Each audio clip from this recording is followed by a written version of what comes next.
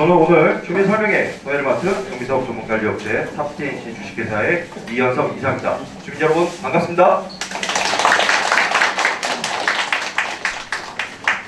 네, 우리 구역은 벌써 작년이 됐네요. 네, 작년 7월 13일 그리고 9월 7일 총 2차례 주민 설명회를 개최한 바 있습니다. 그 주민 설명회에서 우리 주민 여러분들의 적극적이고 열렬한 성원 덕분에 성공적으로 무사히 개최가 된 바 있습니다. 이 자리를 빌어서 깊은 감사의 말씀드립니다.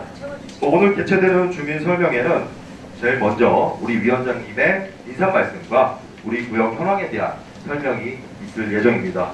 두 번째로는 우리 재개발 사업을 수차례 경험한 여러 전문가가 본 우리 구역에 대한 설명, 그 업체 구분은 이제 첫 번째 도시계획업체, 우리 사업이 어떻게 시작이 되고 어떤 법에 근거해서 진행이 되는지를 우리 자료와 함께 상세하게 설명드릴 예정입니다. 그리고 두 번째는 앞으로 이렇게 하겠다는 건 알겠어요. 또 앞으로 우리 건축물이 어떻게 지어질지 청사진이 필요하잖아요. 그래서 설계업체가 물론 확정은 아니지만 우리가 감안을 해서 문구의 허락을 감안을 해서 설계도를 그린 내용들이 있습니다. 그리고 어떤 시설들이 우리 주택 말고도 부가적인 부대 시설들이 어떻게 설치될 건지 이런 것들을 역시나 우리 자료를 보시면서 상세하게 설명을 드릴 겁니다. 그리고 이제 세 번째로는 우리 주민 여러분들 좀 관심 많으신 거 있잖아요. 어디 가나 마찬가지인데 본인 자산에 대한 평가가 어떻게 이루어지는가. 흔히 우리가 정치적 명칭으로는 종전 자산 감정 평가라고 합니다. 그래서 감정 평가사님께서 우리 자산 평가에 대한 내용이 어떻게 이루어지는지 절차가 어떤지 그런 거에 대한 설명을 드리도록 하겠습니다. 그리고 이제 마지막으로 우리 수원시에서 정한 기준으로 재개발 후보지로 선정된 이후에 어떤 절차가 이루어질 건지 그 부분은 제가 마지막에 말씀을 드리도록 하겠습니다.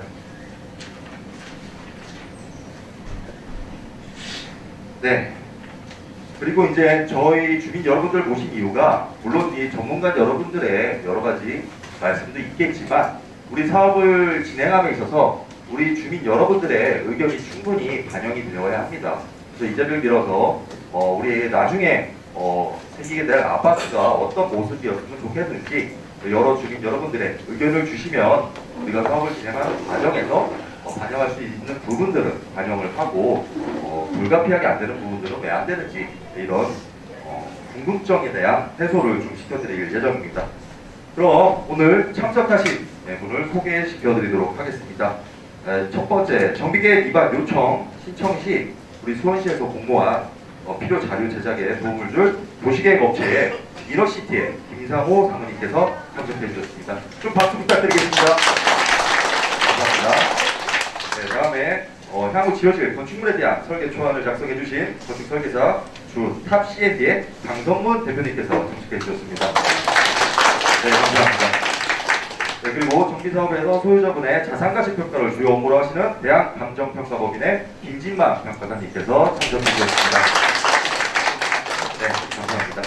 이제 우리 사업의 가장 좀 중심점이라고 할 수 있습니다.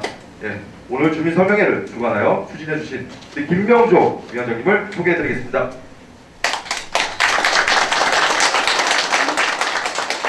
네, 곧바로 우리 위원장님의 인사 말씀과 구역 현황에 대한 소개 바로 진행하도록 하겠습니다. 네, 위원장님 부탁드립니다.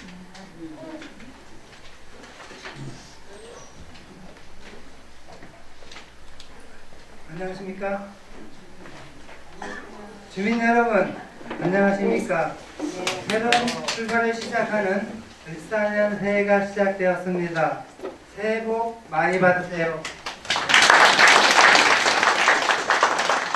새해에는 토지 등 소유자님의 건강과 행복이 넘치시고 희망찬 날들이 가득하시기를 기원합니다. 저는 지동 110-15번지 일원을 다시 한번 올바르고 투명하게 재개발 사업을 추진하여 비상할 수 있도록 노력하며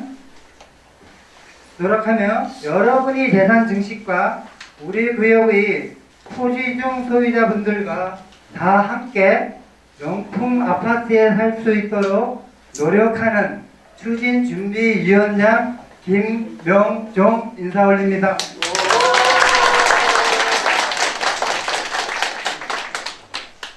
지난 한 해 동안 재개발 사업에 대한 많은 관심과 동참해 주신 소주 소유자 여러분께 이 자리를 빌려 감사의 말씀을 전합니다.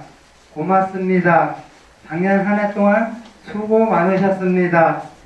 저는 2024년 10월 7일부터 서울시 공모 주민대안 요청 대한 찬성 동의를 받고 있습니다. 벌써 3개월이라는 긴 시간이 지나가고 있습니다.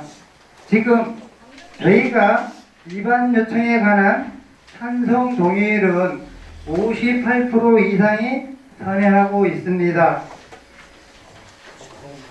아직도 일부 여러분께서는 저희가 추진하는 재개발을 왜 밑도 끝도 없이 시작하느냐, 되지도 않으면서 뭐 때문에 또 헤쳐먹으려고 이권 챙겨서 한몫 잡으려고 온갖 비난과 저에 대한 유언비어를 받으면서도 저는 오직 여러분만 바라보고 여러분이 재산 가치 증식에 많은 생각을 하며 지금까지 버텨왔습니다. 저도 한 사람의 인격체를 가진 인간입니다.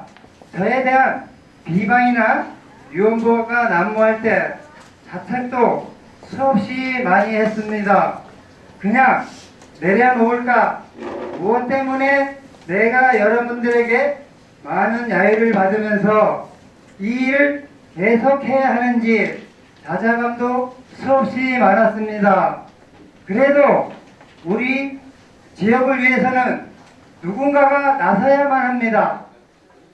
우리 지도모임, 지금의 현실 앞에 놓여있는 지금의 이 상황을 타개하는 방법은 수원시가 추진하고 있는 재개발 사업밖에 없다고 저는 감히 생각합니다. 그 현실 또한 바꿀 수 있는 대안은 주민 여러분들과 함께 힘을 하나로 모아 재개발을 시작해야만 합니다. 그러기 위해서는 여러분의 협조 없이는 불가능합니다. 이제 마지막 재개발이라는 각오로 저는 이 자리에 섰습니다. 실현 가능한 수원시 접수가 가능한 연번 1호 제안자 김명종에게 동의서를 간곡히 부탁드립니다. 정말 이번이 마지막 기회입니다.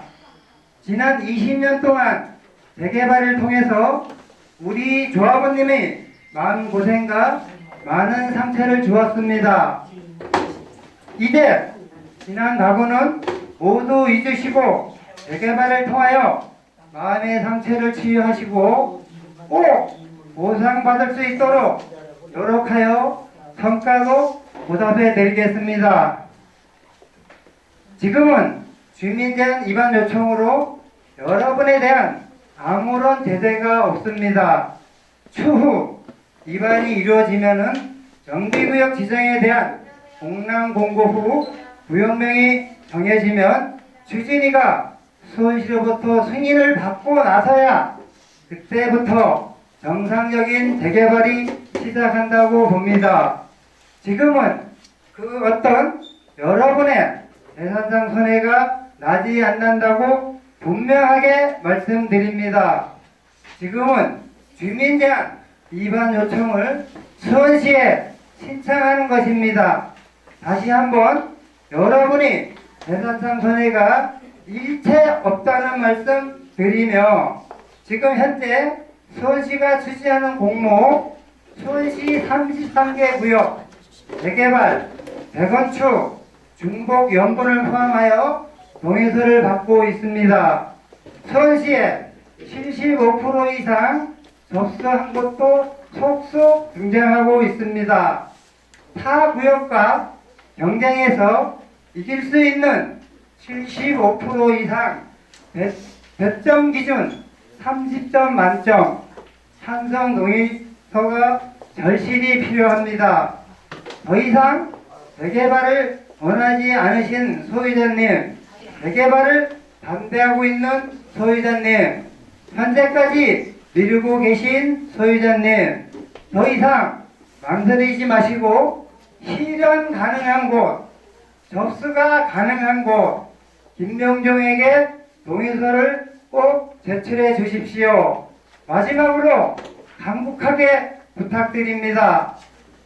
오늘 제3차 주민사업 설명에 참석해 주신 호주진 소유자님과 더불어 설명의 준비를 애써주신 추진준비위원님, 주말인데도 불구하고 우리 지동 재개발을 위해서 참석해 주신 패널 여러분께 모두 진심 어린 감사의 말씀을 전하고 설명회를 통해 많은 이해와 좋은 시간 되셨으면 합니다. 감사합니다. 고맙습니다.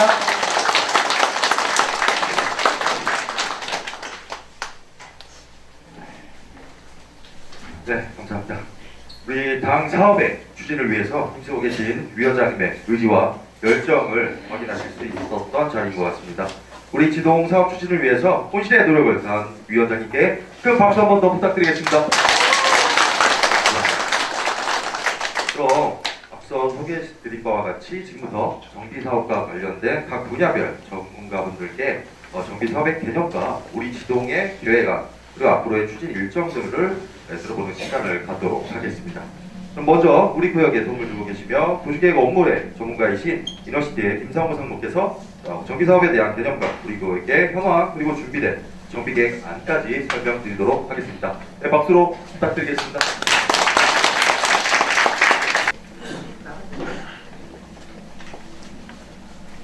안녕하십니까. 지금 정비계획 수립 및 정비구역 지정 업무를 지원하고 있는 도시계획 업체 이너시티 김상호 상무라고 합니다. 반갑습니다. 저쪽에 가서 저도 보면서 설명드리도록 하겠습니다. 서울시 지동 110-15번지 재개발 사업. 예전에는 115-11구역이었고요. 지금은 이제 새로 시작하는 마음으로 지동 110-15번지 1호도로 명칭이 변경된 것으로 알고 있습니다. 정비계획 수립 및 정비구역 지정에 대해서 설명을 드리겠습니다. 많이 이 용어 자체가 좀 생소할 수도 있지만 좀 익숙하기도 하실 겁니다. 정비계획이라고 하시는 분도 계실 거고요. 정비구역 지정이라고 하시는 분도 계실 겁니다. 보통 이제 정비구역 지정을 할 때는 정비계획의 내용을 포함을 해서 정비구역 지정을 하도록 되어 있습니다. 그래서 보통은 정비계획 수립 및 정비구역 지정이라고 합니다. 정비계획이라고 해도 되고 정비구역 지정 같은 의미로 이해하시면 될 것 같습니다. 설명 순서는 정비사업의 이해, 그 다음에 대상지 현황, 정비계획 안 순으로 설명을 드리겠습니다. 먼저 정비사업의 도시 및 주거환경 정비사업의 정의입니다. 법률적인 정의는 도시 및 주거환경 정비법에 의한 사업으로 법에서 정한 절차에 따라 도시 기능을 회복하기 위하여 정비구역에서 정비기반시설을 정비하거나 주택 등 건축물을 개량 또는 건설하는 사업이라고 법률적으로 정의 내리고 있습니다. 정비사업의 유형은 아시다시피 주거환경 개선 사업, 그리고 재개발 사업, 재건축 사업 이렇게 세 가지 유형으로 나누고 있습니다. 사업 유형별 비교를 보시면 주거환경 개선 사업 같은 경우는 대상 지역이 기반시설 현황이 극히 열악하거나 이제 건축물 현황이 너무 강렬하고 노후한 지역이 대상으로 있습니다. 소득성이 낮은 지역이죠. 저소득 주민들이 많이 몰려있는 지역을 대상으로 하고 주로 이제 LH나 공공에서 시행한 사업들입니다. 보통은 아파트 건설이라기보다는 도로 확장이라든지 주차장, 모비 이런 시설들 위주로 정비를 하는 사업이고요. 그리고 재건축 사업은 아시다시피 공동주택을 대상으로 하고 있습니다. 안전진단이 필수고 제2구역 같은 경우는 재개발 사업입니다. 재개발은 기반시설이 열악하고 건축물이 과도하고 노후 건축물이 밀집되어 있고요. 대부분 이제 전층 주거지 대상으로 해서 대걸 철거를 하고 아파트를 짓는 사업이라고 보시면 될 것 같습니다. 그리고 이 정비 사업을 이해하기 위해서는 도시 및 주거환경 정비법의 구성 체계를 조금 보셔야 될 것 같아요. 이 법에 있는 목차를 그대로 옮겨놓은 겁니다. 첫 번째 장은 충칙이 있고 두 번째 장에 보면은 도시 및 주거환경 정비 기본계획과 정비구역 지정에 대한 내용이 있습니다. 그 다음 세 번째 장에는 구역 지정 이후에 시행에 대한 내용입니다. 추진위 조합 설립, 사업 시행 계획, 그리고 관리 처분 계획, 공사 완료에 따른 조치 이런 내용들을 담고 있고요. 6장에 보면은 정비사업 전문 관리업에 대한 등록 기준이라든가 업무 범위 이런 내용들도 담고 있습니다. 우리 정비사업 같은 경우 도시미 주관 정비법 같은 경우는 이제 사업법이자 이제 절차법이라고 할 수 있습니다. 이 법에 의해서 사업이 시행이 될 거고요. 어쨌든 위법을 하면 안 되기 때문에 법은 지켜야 되겠죠. 그 법에서 작업법에 있는 절차대로 진행을 해야 되고 그 절차를 설명드리자면 크게는 이제 계획 단계 그리고 시행 단계, 완료 단계 이렇게 세 가지로 구분을 할 수 있습니다. 계획 단계 같은 경우는 지금 현재 수립되어 있는 정비 기본계획 수립 그리고 지금 우리가 이제 공모를 요청하고자 하는 정비구 지정 이게 계획 단계이고요. 정비구 지정 보시 이후로는 시행 단계에서는 추진위 구성, 조합 설립 인가 그리고 사업 시행 계획 인가, 관리 처분 계획 인가를 거쳐서 주철과 착공 순으로 사업이 쭉 진행될 예정입니다. 그리고 오늘 설명드려야 될 이제 정비구 지정에 대한 절차는 오른편에 있습니다. 기초조사 및 정비계획안을 작성한 다음에 수원시를 신청을 하게 됩니다. 수원시에 신청을 하면은 관련부서 협의를 거쳐서 계획안을 일부 조정을 합니다. 그 조정된 내용을 가지고 이제 주민 의견 청취를 합니다. 주민 의견 청취는 세 가지 방식이에요. 서면 통지 그리고 주민 설명회 그다음에 주민 공람 30일 이상 이 세 가지를 통해서 주민 의견 청취를 하고요. 그 이후로는 수원시의회 의견 청취 그리고 마지막 심의 기관인 정관위원회 심의 그리고 도시계획위원회 심의 여기서 통과가 되면 정비계획 수립 및 정비구의 지정 고시가 날 예정입니다. 그리고 정비계획을 수립을 할 때 법률적인 내용들입니다. 상당히 많습니다. 내용들이. 토지 등 주민 여러분들이 관심이셔야 하는 토지 등 소유자를 분담 협찬액의 산출 근거도 대략적인 금액이긴 하지만 정비계획에 들어가도록 되어 있고요. 그리고 건축물의 주용도, 건폐율, 용적률 높이 등에 관한 계획들 그리고 세입자 주거 대책 이런 내용을 갖고 있습니다. 그리고 시행령에도 정비사업의 시행 방식, 기반시설 설치 계획, 그 다음에 조례에는 가구비 획지에 관한 계획, 임대주택 건설에 관한 계획 이런 내용들을 갖고 있습니다. 재개발 사업 같은 경우는 전체 계획 세대 수의 5% 이상을 임대주택을 확보하도록 되어 있고요. 그 계획을 수립을 해야 됩니다. 이런 많은 내용들을 정비계획을 수립을 할 때 포함을 해야 되는 내용들입니다. 그리고 정비계획 주민 위반 제한에 대한 내용도 법률에 의해서 다 정하고 있고요. 그 정비구역 지정을 왜 해야 되느냐? 정비구역 지정이라고 하면 법률적으로 여기는 재개발 구역이다 확정을 짓는 내용이라고 보시면 됩니다. 지금은 추진 예정 구역이라고 보시면 되고요. 정비구역 지정이 고시가 나야 법적 구성력이 생긴다는 의미이고요. 그 내용을 상세하게 보시면은 첫 번째 사업 주체와 사업 범위의 확정입니다. 정비구역 지정 고시가 나면 정비사업 구역 및 시행 면적이 확정이 되고 토지 등 소유자 총수가 확정이 됩니다. 조합원 수가 확정이 되는 거겠죠. 나중에 조합 설립 인가를 받고 나면 이제 조합원이 되시는 거고요. 조합원 수가 확정이 되는 거고, 소유료 산정 총수의 확정, 그 다음에 조합장 및 조합 임원 피선 대상자의 확정 이런 의미로 보시면 되고요. 두 번째는 사업성 판단의 기준이 될 수 있습니다. 그 용적률, 건폐율, 높이 이런 내용들이 정비 계획에서 범위가 결정되기 때문에 이런 의미를 담고 있고요. 세 번째는 주거단지 구동 요소의 결정, 도시 기반 시설 및 공공시설 설치, 기부 체납을 통한 단지 특성이 부여되는 내용입니다. 마지막으로 상위 계획의 최종적인 실현 수단이다. 이런 원론적인 내용이고요. 이 정비구역 지정의 효과라고 보시면 됩니다. 대상지 현황을 살펴보시겠습니다. 아시다시피 저희 위치는 팔당로 중부대로, 그 다음에 세지로 쪽 이렇게 접해 있는 곳입니다. 중부대를 통해서 이렇게 연결이 되고요. 북쪽에는 소원 화성이 있고, 남쪽에는 특이사항은 지동초등학교가 바로 접해 있습니다. 대상지 전경 사진입니다. 대상지 북측으로는 저층주거지들이 밀집해 있고요. 서쪽이 바로 접해서 수원성 중앙에스프레소 있습니다. 내년에 중국 날 예정이 다들 아시겠지만 넘어가겠습니다. 이 용도 지역은 제1종 일반 주거지역입니다. 제1종 일반 주거지역 같은 경우는 아파트를 지을 수 없는 용도 지역, 단독주택밖에 안 되기 때문에 용도적 상향을 해서 제2종 일반 주거지역으로 변경을 해야 되는 사항입니다. 노후불량 건축물 현황입니다. 제2구역 같은 경우는 이미 정비구 시정이 한번 경험했던 구역이기 때문에 신축 건축물도 없고 노후도가 92.6%입니다. 전국적으로 사실 90%가 넘어가는 노후를 가진 구역이 드뭅니다. 상당히 노후화가 진행이 되어 있는 구역이고요. 그리고 작년에 주택 재개발 그리고 재건축 정비사 후보지 공고를 한 내용입니다. 다들 아시겠지만 다시 한번 상기시키는 의미에서 설명을 드리면은 작년 9월달에 이제 공고가 됐고요. 공모 기간은 25년 4월 30일까지입니다. 그때까지 신청을 해야 됩니다. 그리고 후보지 선정은 신청을 마감을 하고 후보지 선정은 25년 10월에 하도록 그렇게 공고가 되어 있고요. 그 신청 자격으로는 주민 위반 요청 방식에서 토지 등 소유자 50% 이상 의 동의가 필수적입니다.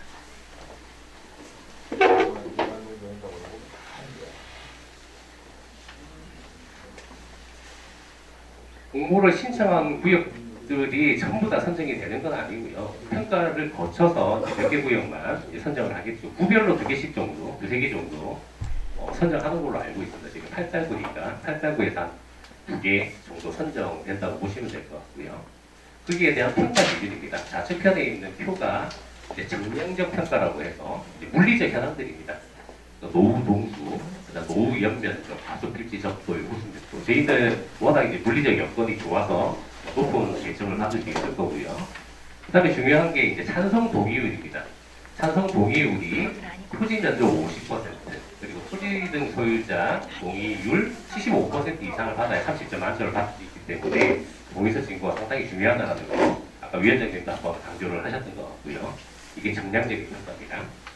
그리고 정성적인 평가가 또 별도로 있습니다. 이건 수치적으로 나타나는 평가가 아니라 여기는 이제 주관적인 평가라고 할 수 있겠죠. 그 내용을 한번 보시면은 수원시 도시및 주거환경 정비 기본계획상 주거생활권 관리 방안에서 제시하는 접수 요건, 구역계의 적정성 등을 확인 후에 일부 지역을 제척하는 등 임의적인 구역계 설정은 감점 요인이다라고 되어 있습니다. 동의서 신고가 안 돼서 일부 구역을 떼거나 넣거나 한다는 것 자체가 감점 요인이 된다는 거죠. 이 구역은 예전에 진행했던 그 구역은 그대로 토대로 해서 동의서 신고를 하고 있기 때문에 감점 요인이 될 수는 없고요. 그 다음에 두 번째, 동일 구역계에서 다수 추진주체가 있는 경우 등 주민 갈등 심화 구역은 미선정될 수 있다고 합니다. 그러니까 여기 동의서 진구를 여러 군데서 진행을 할 수 있잖아요. 주체가 다르기 때문에 그럴 때는 이제 점을 모르겠다 미선정될 수 있다는 얘기입니다. 그래서 동의서 진구는 지금 현재 여기 추진위 이쪽으로 동의서 제출을 해주시는 게 우리 선정되는데 상당히 유리하다 이 말씀 드리겠습니다.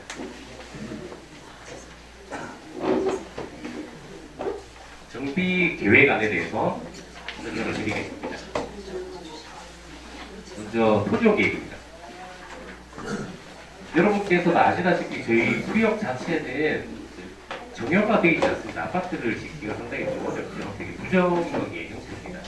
그래서 토지용 계획에 이제 아파트를 짓는 공동주택이 있어야 되겠지만 기부채당하는 기반시설들, 뭐 도로, 공공주차장 등을 의무적으로 확보를 해야 되기 때문에 최대한 우리 공동주택을 지을 수 있는, 아파트를 지을 수 있는 공동주택 용지를 정형화하는 방향으로 기반시설을 확보를 했습니다. 북측에 어린이공원 확보를 하고요. 남측에 이제 시동초등학교가 있기 때문에 이쪽 인근으로 해서 각종 공공시설이라든가 공원 그런 부분들을 좀 확보를 했습니다. 그리고 우리 계획세대수가 늘어나기 때문에 당연히 이제 인근 도로 같은 경우에는 확장이 필요하겠죠. 이렇게 기본적인 구조 계획을 작성했습니다. 요거는 최대한 우리 아파트를 최대한 많이 지을 수 있는 형태로 토종 계획을 잡은 거고 향후에 이제 정비구 시정 법률적인 절차를 거치면서 조정될 수 있는 내용입니다. 그리고 추가적으로 내리 용도지역 1종 일반 주거지역입니다. 아파트를 짓기 위해서는 제2종 일반 주거지역으로 종상향하는 내용은 필수입니다. 그리고 여러분들이 궁금해하시는 용적률 체계에 대해서 설명을 드리겠습니다. 먼저 승부단 비율이라는 게 있습니다. 용도 지역을 상향할 경우 제2구역 같은 경우 제1종 일반 주거지역에서 2종 일반 주거지역으로 한 단계 상향을 하는 사항이기 때문에 기부 체납해야 되는 면적이 8% 이상 이거 의무적으로 확보를 해야 되는 상황이고요. 그 다음에 아래쪽에 이 표를 보시면 도시및 주거환경 정비 기본계획에 있는 용적률 체계입니다.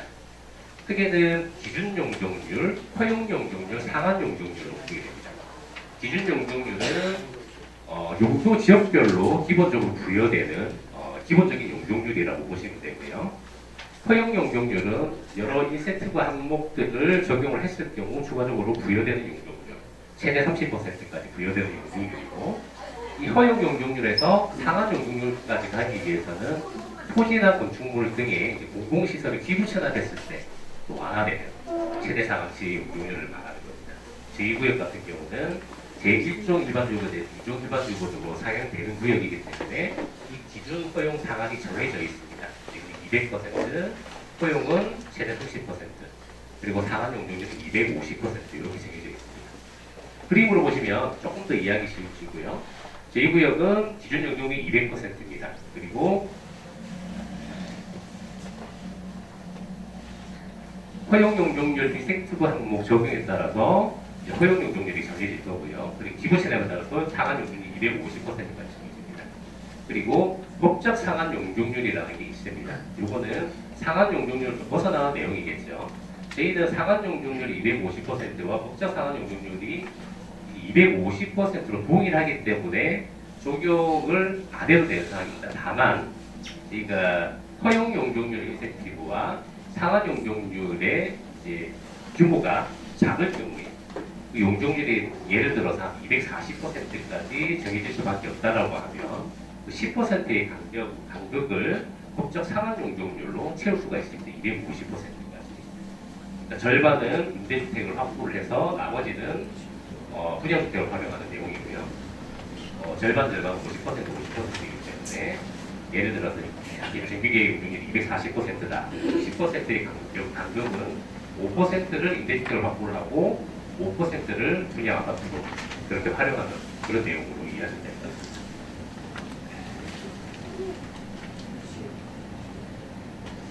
허용 용적률 인센티브 항목입니다. 앞서 설명드렸던 이 허용 용적률이 30%의 기준이고요. 이 내용들을 한번 보시면은 글자가 잘 안 보이시죠? 제일 위에 장수면주택, 녹색 건축 인증, 그 다음에 건축물 에너지 효율 등급, 공공보행 통로, 공개공지, 돌봄시설 뭐 이런 시설들을 확보를 했을 때 이게 몇 퍼센트 용적률이 주어집니다. 여기 합이 30%를 넘으면 안 되고요. 이런 내용 같은 경우는 토지를 기부처럼 하는 내용이 아니라 좋은 건축물을 지었을 때입니다. 그러니까 건축비가 좀 많이 올라가겠죠. 시에서 이제 추진하고 있는 시정책이라든가 이런 부분들을 부합했을 때 주어지는 용적률이라고 보시면 되고, 이 최대 30%다. 그 내용을 한번 설명드리겠습니다.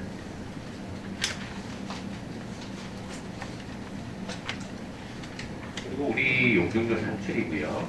현재 아까 앞서 설명드렸던 이 토종 계획으로 우리가 용적률을 산출을 했을 때의 내용들입니다.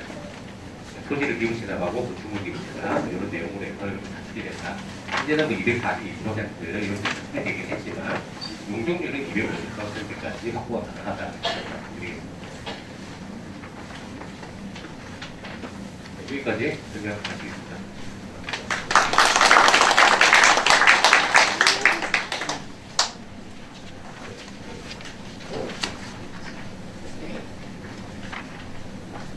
궁금하신 점이 있으시면 솔직히 답변 드리겠습니다. 끝나고 한 번에 다 할 사람들이 바로 하고.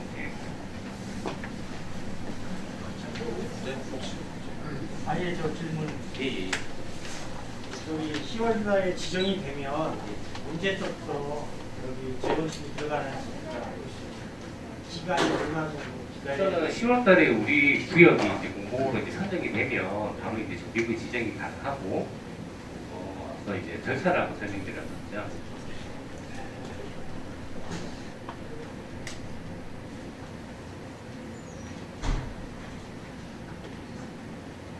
이 절차대로 진행이 됩니다. 정비 계획을 수립해서 법에서 정하고 있는 절차고요. 이게 실제로는 지자체마다 얼마나 걸릴지는 알 수 없어요. 보통 한 10개월에서 1년 정도 걸려요.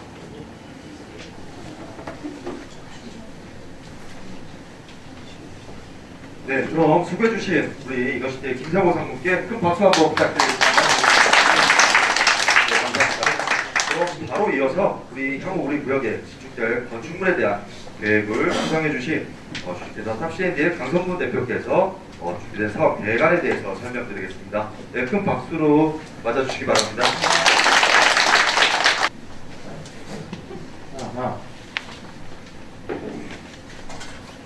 들정 소유 여러분 반갑습니다. 지난번 1차 설명했을 때도 한번 뵀었고요.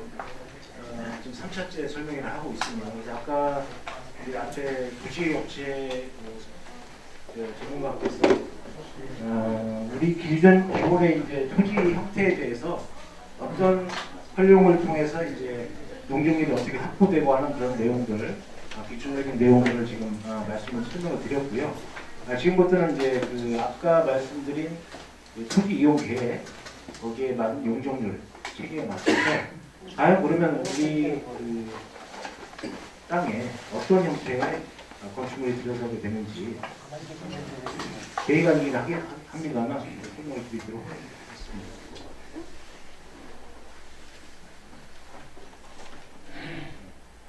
하겠습니다. 전체적인 앞에서 말씀드린 게 넘어가도록 하고요. 설계 개요입니다. 과연 몇 세대나 지어지는지 관련된 내용입니다. 아까 말씀드린 것처럼 현재 지역이 1종 일반 주거 지역인데 2종으로 상향을 하게 됩니다. 순부담률 8%를 해서 상향하게 되면 2종 일반 주거 지역으로 이제 정비구역이 지정되는 것이고요.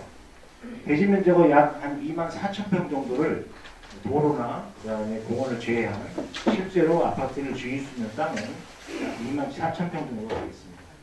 전체 연면적은 지상 지하 합쳐서 한 92,000평 정도가 대략 건설이 될 예정이고요. 용적률은 아까 말씀드린 대로 250% 기준에서 249.72%로 250% 기준으로 용적률을 산정하게 됩니다. 규모를 보면 아파트 18개 동, 지하 2층, 지상 35층까지 건립 계획이 수립되겠습니다. 전체 세대수는 약 2,000세대, 2,005세대로 구성이 되어 있고요. 임대주택은 5%를 아까 말씀드린 대로 해가지고 102세대가 이제 법적 의무 비율입니다. 그리고 이제 분양 세대는 15평형 58세대, 그 다음에 24평형 863세대, 그 다음에 34평형 920세대, 44평형 62세대에서 총 분양 세대수는 1903세대가 되겠습니다. 그래서 총 2005세대로 해서 구성은 되어 있습니다. 이 내용은 이제 세대수는 250% 용적률을 기준으로 잡고 연면적 기준에서 세대수는 이제 작은 평형이 좀 커지면 세대수가 좀 늘어나게 되고, 예를 들어서 40평대가 좀 더 필요하다 해서 40평대가 좀 커지면 세대수는 줄고, 그래서 용적률에 대한 지상층 연면적 비율에 따라서 세대수는 조정하게 됩니다. 추후에 이제 기회가 있으면 브리핑 소유자 여러분들의 어떤 선호도 조사 같은 걸 해서 평형은 이제 기본적으로 조정이 항상 가능합니다. 그렇게 되고 이제 현재는 이제 국민평형인 24평형하고 34평이 주력으로 되어 있는 그런 단지가 되겠습니다. 일부 이제 큰 평형이 있고요, 작은 평형도 있고, 전체 세대수는 주로 24평과 34평을 기준으로 작성이 되어 있다, 이렇게 이해하시면 될 것 같습니다. 배치도입니다. 아까 말씀드린 것처럼 전체적으로 18개 동으로 구성이 되어 있습니다. 그리고 여기가 이제 성빈센트 병원, 아시죠? 병원, 그 다음에 이쪽이 이제 지름초등학교, 그렇게 지금 한 사이에 끼어 있는, 그리고 여기가 진우 아파트하고 선경 아파트인가 이렇게 지금 한 동짜리 아파트가 이렇게 있었습니다. 여기 보시면 이제 이쪽에 성빈센트 병원 수녀님들 기숙사가 있어요. 그래서 민원이 있기 때문에 이쪽으로 공원을 배치해서 이제 그런 부분들을 좀 사전에 저기 했고요. 초등학교 있는 쪽으로 이제 공원을 어린이 공원이나 그런 걸 배치해서 준비를 좀 시켰습니다. 그래서 초등학교가 있으면 사실은 일조권 침해 문제가 상당히 이제 첨예하게 대립되게 되는데, 자연스럽게 우리가 초등학교 쪽이 남쪽이라 큰 문제 없이 초등학교하고 일조권 침해는 없는 걸로 그렇게 지금 자연스럽습니다. 요즘에는 거의 바뀌어가지고 학교에 일조권 침해가 되면은 거의 건물을 지을 수가 없어요. 그러니까 자연스럽게 우리가 학교 쪽에 일조권 침해가 안 됩니다. 인정돼 있긴 하지만, 그래서 자연스럽게 이쪽에 이제 5층 기준을 구성을 해서 35층을 가능할 수 있도록 계획이 되어 있고요. 최초에 이제 뭐 여러분들 소유자 소유자 여러분들이 아시는 것처럼 6차 사업승이 난 걸로 했을 때 그때 아마 최고 층수가 20층이 안 넘었던 걸로 기억을 해요. 그때는 이제 사실은 저쪽에 그 수원성 성곽 안각에 걸려가지고 높이 지을 수가 없었습니다. 아마 최근에 여기 중공하고 중공아파트 보시면 높이 못 올라온 거 볼 수 있을 거예요. 그런 것처럼 우리는 이제 시간이 좀 지연됐지만 자연스럽게 수원 성곽 안각에서 벗어났습니다. 법이 개정돼서 35층까지 지을 수 있도록 그렇게 지금 여건이 좀 좋아진 상태가 되겠습니다. 그리고 아까 말씀드린 것처럼 이제 도로나 공원하고 이제 기반시설 확보하게 되는데 출입구는 이쪽에 이제 메인 도로 쪽보다는 들어와서 교통량을 분산시켜서 이쪽에 하나, 그다음 이쪽에 하나 두 군데로 출입구가 형성이 되어 있어요. 메인 주차 출입구는. 그다음에 이제 비상차량 노선은 이쪽으로 이렇게 해서 크게 배치가 되어 있습니다. 그리고 이제 이 도로는 이제 이쪽은 20m 도로 확보이 되고 여기는 한 12m에서 15m 정도 확보가 됩니다. 이 도로는 한 12m 정도 확보가 돼요. 그래서 새로 짓는 세대수가 많이 늘어나기 때문에 도로 확보, 공원, 기반시설들이 확보가 되게 됩니다.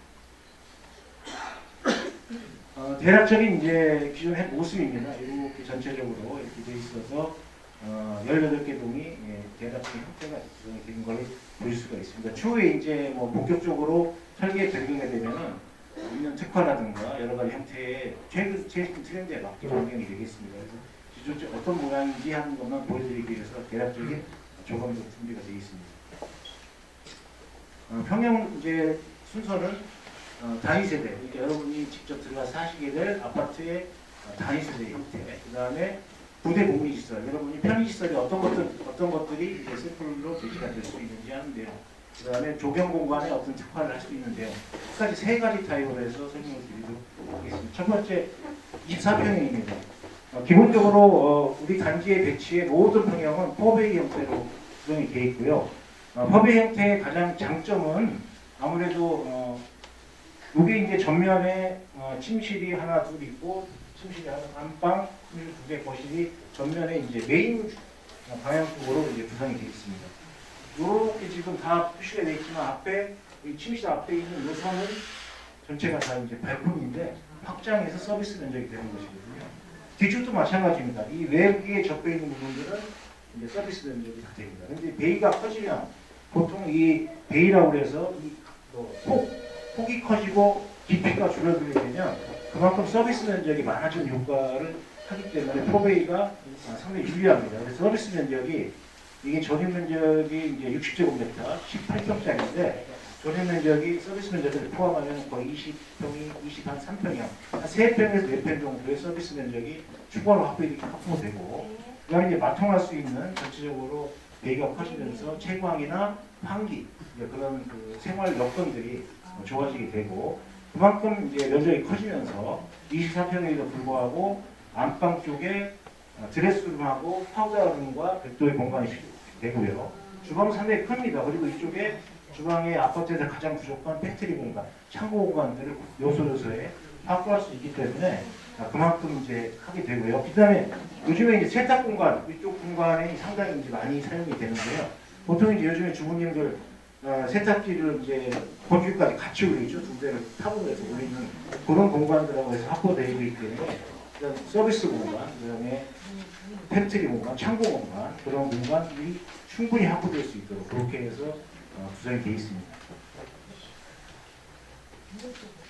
이제 똑같이 이제 24평형 다른 타입입니다. A, B 타입이 있어요. 코너형이라고 해서 약간 그 배치 형태에 따라서 두 가지 타입으로 구성이 됩니다. 똑같습니다. 포베이 형태, 기본적인 팬트리 공간, 드레스룸 다 있는 24평이 되어 있습니다. 34평형입니다. 34평이 보통 30평대 저희도 소유자 방이 몇 개예요? 3개거든요. 3개? 보통 3개죠. 여기 4개까지 나올 수 있게 구성이 되어 있어요. 그만큼 이제 포웨이 형태의 서비스를 이제 극대화시켜서 방이 4개가 나옵니다. 그래서 방을 그리고 이제 특징이 가변형을 할 수 있어서 라이프 스타일이나 생활 공간이 식구가 많으신 분들, 혹은 또 이제 여러 명이 살다가 또 뭐 자주 이제 출가하는 경우, 그러면 이제 방들이 많이 필요 없지 않습니까? 그래서 방을 자유롭게 이동할 수 있게 지속 가능한 형태의 그런 형태를 많이 만듭니다. 장기적인 장수형 주택이라고 해서 주택 수명 이제 재개발은 지금 하면 이제 다시 하기 어렵지 않습니까? 그래서 100년 쓸 수 있는 그런 아파트를 구성하자 해서 벽을 자유롭게 이동해서 여러분의 생활 패턴이 바뀌면 그 패턴에 맞게 이렇게 구성할 수 있게 이렇게 지금 변하고 있는 추세거든요. 그래서 34평 보시면 이게 주방입니다. 주방이 이렇게 있고 침실이 이쪽에 있고 전면에 침실이 1, 2, 3 안방까지 있고 안방 그대로 욕실 있고 거실이 있는데 이쪽에 있는 침실 코어는 예를 들어서 나는 이게 식구가 적기 때문에 크게 필요없다 그러면 주방을 이렇게 하고 주방을 넓히고 이 부분을 팬트리 공간이나 알파룸으로 사용하시면 되고 나는 거실을 좀 크게 쓰고 싶다 그러면 침실 하나를 놓고 이 온도를 털어서 거실을 넓힐 수 있고 이 침실을 하나를 크게 쓰고 싶다 하면 이 온도를 털어서 하나를 쓰고 이런 형태로 이제 생활 패턴의 변화에 따라 자유롭게 좀 풍년을 움직일 수 있기 때문에 이 이제 그런 형태로 해서 장수형 주택의 개념이 반영을 할 수 있는 그런 추세로 지금 이제 가고 있는 것이죠. 34평은 방 4개까지도 가능하다. 말씀드리고요. 비슷한 똑같은 34평은 B타입입니다. 항상 24평은 A, B, 34평은 A, B, 네 가지 타입이 있다고 보시면 되고요. 그다음에 대략적인 이제 안의 모습이에요. 뭐 이거는 이제 저희가 최근에 다른 그 현장에서 가능했던 내용들을 좀 보여드리기 위해서 이제 샘플을 좀 준비했고요. 기본적인 마통풍 형태의 4베이의 전형적인 형태입니다. 그래서 환기와 채광이 아주 잘 되고 원활하게 되고 그다음에 수납 공간이 곳곳에 잘 배치될 수 있고 거실 쪽도 아트월과 인테리어도 충분히 좀 반영이 되는 형태의 구성이 보시면 될 것 같고요. 거실 비슷한 형태입니다. 보여드릴게요. 그냥 안방 형태를 대략 인테리어한 상태입니다. 드레스룸에 대한 형태, 그다음에 파우더의 형태, 그런 것들이 이제 되어 있습니다. 주방 형태예요. 주방이 이제 이런 형태로 해서 24평 기준으로 해서 이런 정도의 인테리어로 앞으로 구성이 된다. 샘플적인 내용이죠. 욕실입니다. 욕실도 뭐 타일이라든가 변기라든가 각종 수정까지 요즘에는 그 퀄리티를 일단 높여서 하는 추세이기 때문에 이런 형태의 욕실이 구성이 된다. 이렇게 보시면 될 것 같고요. 다음 조경계획입니다. 이제 그 요즘에 이제 뭐 서울에 뭐 강남권에 혹은 이제 뭐 서울 일급지에 한남동이나 그런 쪽에 이제 많이 새로운 형태의 어떤 뭐 부대 복리시라든가 조경 형태들이 들어가는데 결국은 이제 실제로 분양해서 입주하시게 되면 아파트를 어쨌든 그 위치적인 측면도 있겠습니다만 아파트의 추후에 이제 향후의 가치를 결정하는 것이 내부에 어떤 조경을 좀 특화해서 제대로 하느냐, 그다음에 외관도 그냥 단순히 아파트 형태가 아닌 어쨌든 특별한 형태의 그 디자인을 해서 아파트 외관을 형성하느냐, 그다음에 아파트의 금융 공리시설, 커뮤니티 시설이라고 하죠. 그런 것들이 얼마만큼 다른 단계와 차별화되어 있느냐 하는 것들이 추후에 여러분들이 입주해서 사실 때 있는 시세 가치를 결정하는 중요한 요소이기 때문에 상당히 지금 최근에 아파트를 설계를 하고 새롭게 시공을 할 때는 이런 부분들을 정말 신중하게 선택을 하고 주민들이 원하시는 그런 것을 충분히 반영해서 이렇게 특화하고 고급화해서 설치하고 있는 그런 추세입니다. 또 최근에 했던 제가 다른 지역 현장에 했던 것들을 한번 보여드릴 테니까 보시고 추후에 이제 잘 판단하셔서 우리 단지에는 어떤 특화된 부대 복리시설, 커뮤니티 시설이 필요할 건지 그런 것들을 좀 판단하는 그런 자리가 됐으면 좋겠습니다. 구경입니다. 이게 중앙광장, 우리도 지금 이제 단지가 거의 2,000세대 이상 되기 때문에 내부에 메인 중앙광장을 만들 거예요.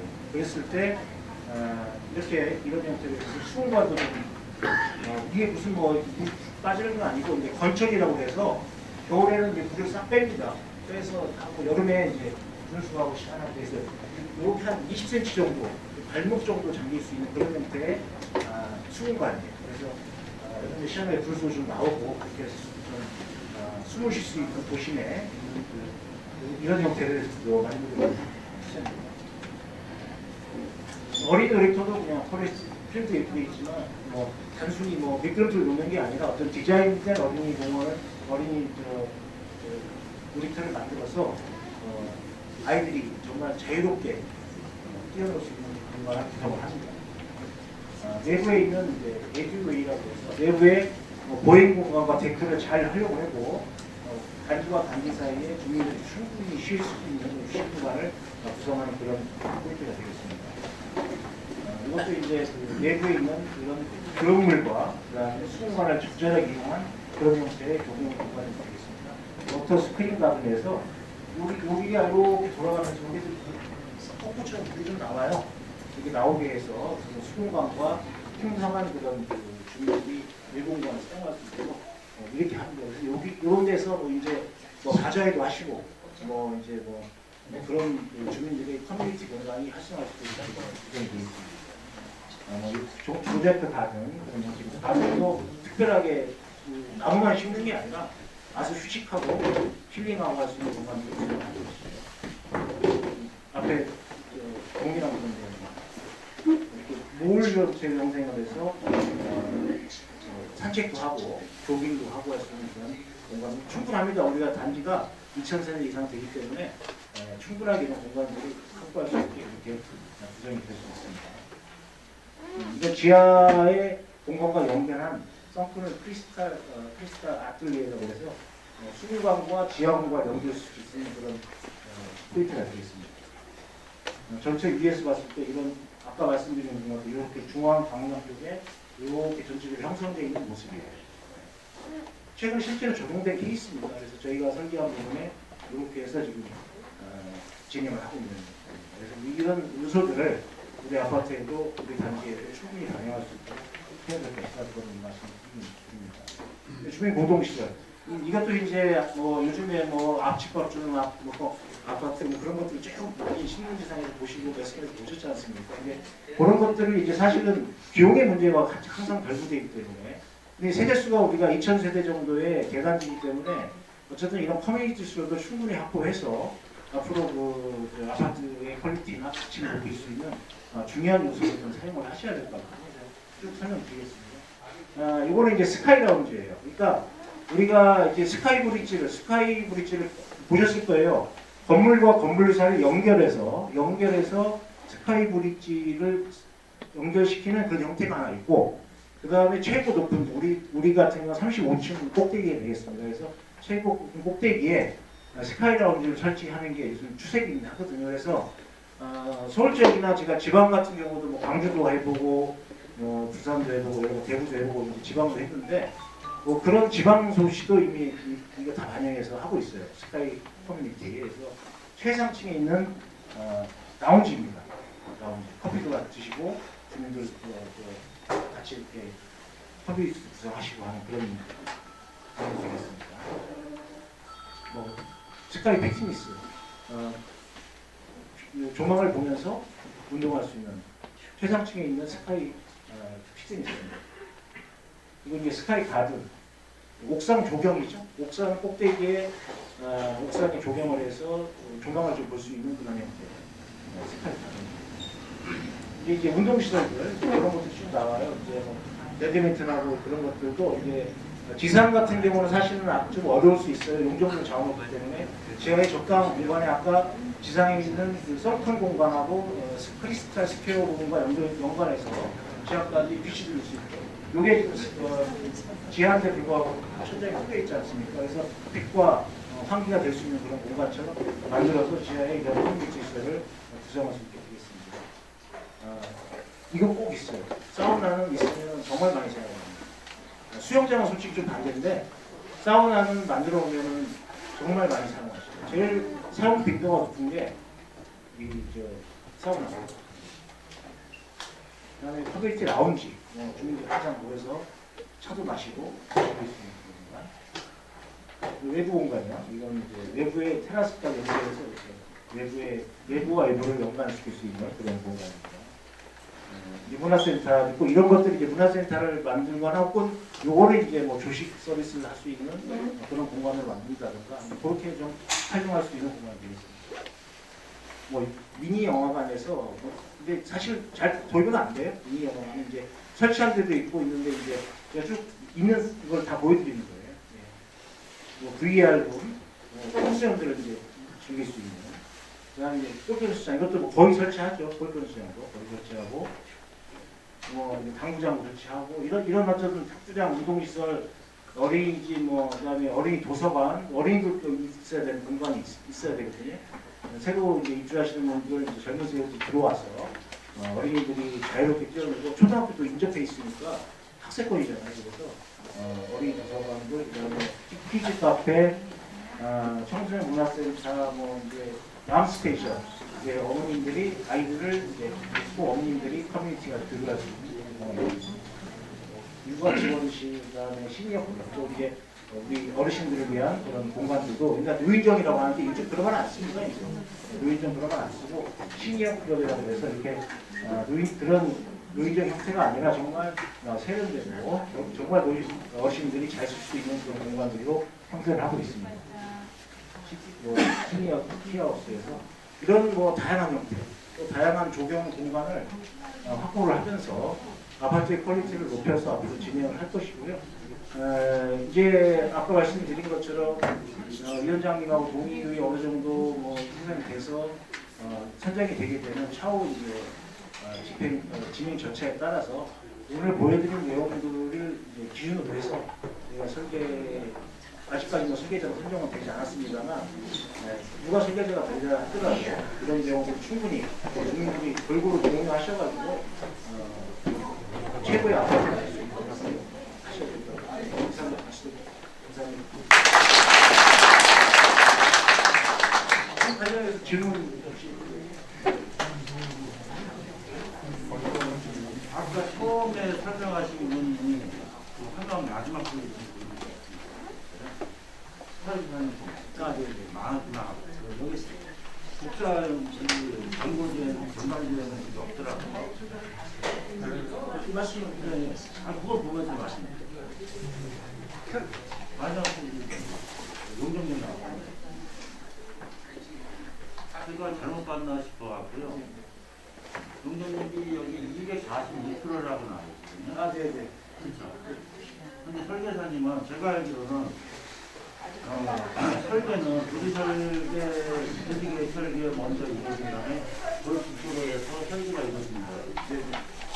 근데 여기서 설명의 끝에 보면 242%고 설계자는 242%라고 했어요.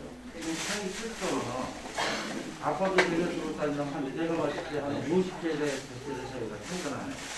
그러면 기본적인 데이터가 틀리다면 그 설계에서도 설계뿐만이 아니라 우리 전체 주민들한테 뭐 그래서 사업성에 대한 큰 역할을 미치는 상황이거든요. 이게 어느 242%가 많은 겁니까? 240% 어느 게 많은 겁니까?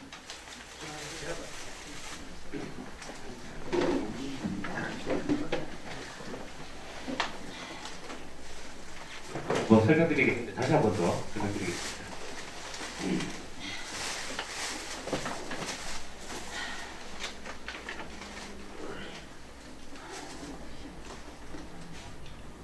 내용 242%는 말씀하신 거죠.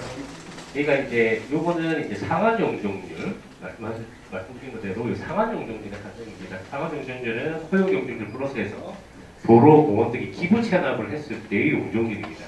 그 용적률이 242% 정도 산출이 됐다라는 말씀을 드린 거고요.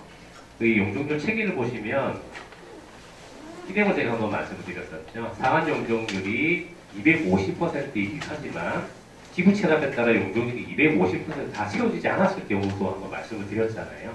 채워지지 않았을 때는 법적 상한 용적률이 250%로 정하고 있습니다. 이 법적 상한 용적률이라 하면 정비계획 용적률에서 이제 법적 상한 용적률의 차이, 아까 예를 들어서 242%였죠. 근데 법적 상한 용적률이 250%로 정하고 있습니다. 8%가 차이 나잖아요. 이 8% 중에 이제 절반은 4%에 해당되는 임대주택을 확보를 하면은 그 절반, 용적률 4%에 해당되는 아파트 분양으로 활용할 수 있는 규정이 있습니다. 그래서 상한 용적률이 250%가 아니더라도 이제 소형 임대주택을 확보함에 따라서 최대 250%는 다 확보할 수 있다. 그 말씀을 드리겠습니다. 요거는 상한 용적률 같은 경우에는 기본 체납을 조금 더 하게 되면 250% 채울 수 있겠죠. 이 토지용 계획을 보시면 이렇게 조금만 전체 좀 보시겠습니다. 저희가 이제 기준 용적률이 200%고, 그다음에 건축물에 관한 부분, 좋은 건축물을 지었을 때 부여되는 이제 허용 용적률이 230% 확보한다는 가정하에서 저희가 이제 기본 체납하는 토지들이 도로입니다. 도로, 공원, 사회복지시설, 이 시설들 같은 유형은 달라질 수 있는 거고요. 요 면적을 확보했을 때 용적률이 242%라는 거고요. 호리디 공원이 지금 현재 6,400 정도 확보를 했는데 조금 더 확보를 한다라고 하면은 용적률 250% 채울 수 있겠죠. 지금 현재는 최대한 이제 제2아파트 지을 수 있는 공동주택 용적을 정형화하기 위해서 토지는 이런 형태가 적당하겠다라고 해서 저희가 상한 용적률 242%로 제한을 드린 거고요. 여기서 공공시설을 조금 더 확보한다 하면 250% 산출이 가능합니다. 아니, 지금 얘기하신 거는 제가 이해가 안 가는 거는요. 아니, 얘기하신 대로 도시 설계가 먼저 245%를 뽑았잖아요. 그걸 기초로 해서 설계를 했을 텐데 어떻게 이쪽에서는 242%를 뽑아놓은 거를 이쪽에서는 249%로 용적률을 상대로 지금 얘기하신 대로 지금 거꾸로 공원 그런 거 다 같이 반영을 해갖고 242%를 뽑으신 거잖아요. 이게 얘기하신 230%가 상한 용적이 일반적으로 이제 도시계획에서 이제 용적률을 정하는 건축에 설계한다라고 하지만 현실은 도시계획하고 건축하고 같이 용적률을 산출하게 됩니다. 보통은 이 도시계획 쪽에서는 상한 용적률까지만 산출을 해요. 그다음에 실제로 이제 250%까지 이제 건축이 되는지 안 되는지는 이 도시업체는 건축사가 아니기 때문에 건축에서 이제 실제 건축을 해본 용적률이 250%까지 나온다라고 하면 거꾸로 이제 4%는 임대로 전환하고 4% 분양을 하면 그런 쪽으로 설계를 하게 됩니다. 이 보통 도시계획에 있어서는 상한 용적률까지만 산출을 한다 이렇게 이해하시면 제가 여쭤볼게요. 제가 아는 한 같이 움직여서 같이 설계로 아까 공업 면적 전부 다 똑같이 정렬할 텐데 한국에서는 242%로 돌아놨잖아요. 여기 주민들한테 저거만큼은 나중에 우리가 조합이 설립이 되고 추진이 구성이 돼서 설립할 때도 그 용적률 246%만 바람이 없는 것입니다. 지금 말씀드린 것처럼 아마 자세히 비교해 보시면 사실 저희도 이제 이게 저희는 사실 오래전에 이미 1차 때부터 계속 했었고 도시계획 업체가 이제 이번에 3차 때인데 다시 들어와서 협업을 지금 하게 돼 있는데요. 솔직히 말씀드리면 일단은 250%는 249%, 250%는 가능합니다. 가능한 거고요. 제 얘기는요. 지금 제가 여쭤보는 거 아니십니까? 조금 여기는 나중에도 242%라고 냈다는 얘기는 결국 나중에도는 원체는 저 설계 도면을 다 보고 저쪽에 242% 뽑았을 거예요. 아닙니다. 잠깐만 진짜 제가 여쭤보는 거예요. 240 정도 여기 계신 분이 나중에 뭐라고 240 여러분도 10%.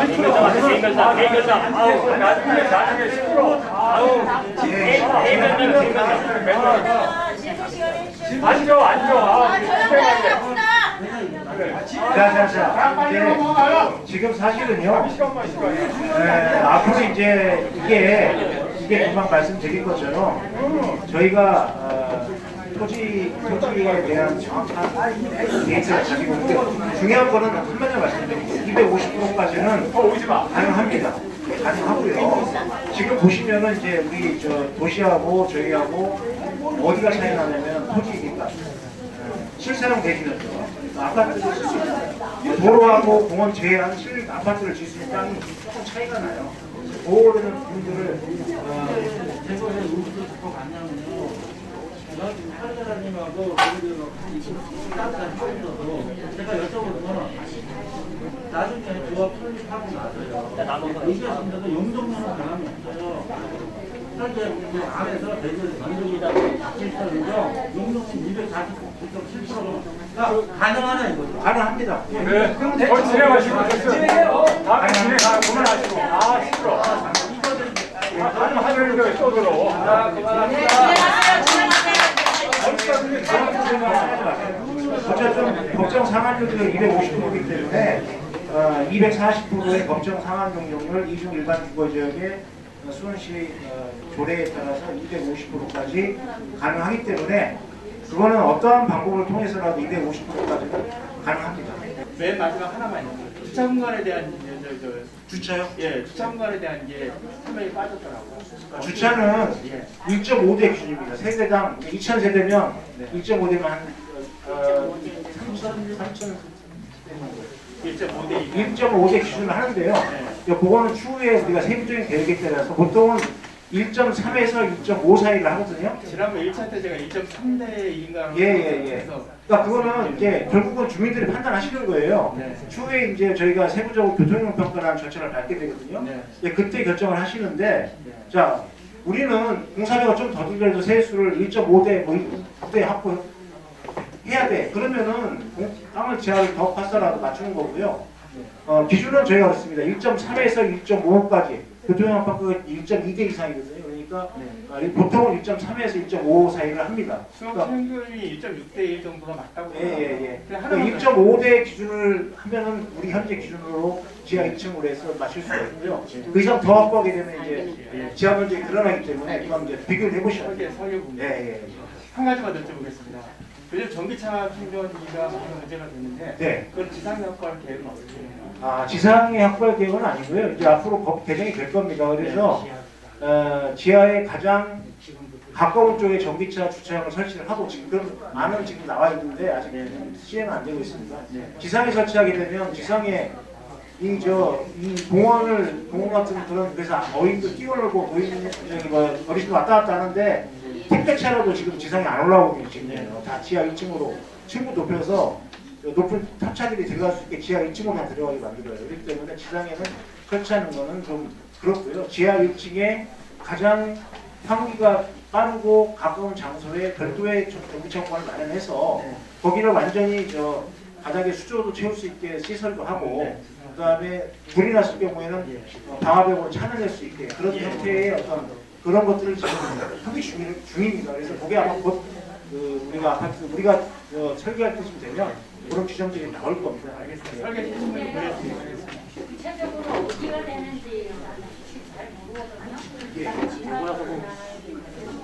예. 거기는 지금 제입니다. 예. 그만 봐주세요. 여기 질문 잠깐만 더. 그만. 지금 다른 것보다도 저희가 대상자 선정이 우선이라고 생각을 합니다. 어떻게 해야 수원시에 저희 구역이 좀 재개발이 되는지 그걸 논의를 해보고 설명해 주시면 저희가 이해가 되거든요. 되지도 않는데 지금 아니요 설명해봤자 75% 돼야 되는데 예. 지금 53% 됐다. 그러니까 그거를 더 어떻게 뭐 75% 받을지 그런 설명들을 해주시고 그래야 이제 이거를 보시고 가서 좀 많이 설명해주세요. 그래야 그거야 당연하죠. 지금이라도 접수할 수 있는 건 되잖아요. 여건은 되잖아요. 지금 50%가 넘었으니까 되는데 네. 만점 맞으려면 75%. 아니 근데 대상이 되게 많다고 그랬잖아요. 그러니까 일단 우리는 노후도가 일단 90% 되는 데는요. 네. 대한민국이 없어요.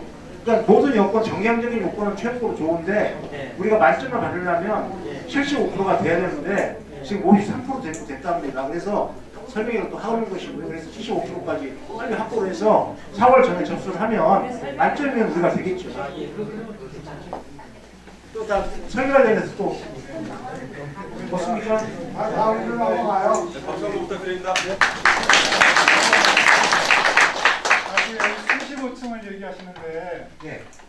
지금 고층 아니에요. 네. 보통 29층까지 30층 넘으면은 엄청난 규제가 많고 그다음에 그 공사비도 기하급수적으로 늘어나는 걸로 알고 있고 나중에 재개발까지는 안 가더라도 재개발도 어마어마하게 어려운 걸로 알고 있거든요. 근데 여기 35층으로 그냥 무조건 세대수만 많이 늘린다고 좋은 건지 그것 좀 여쭙고 싶습니다. 일단은 전체가 다 35층은 아니고요. 아까 말씀드린 것처럼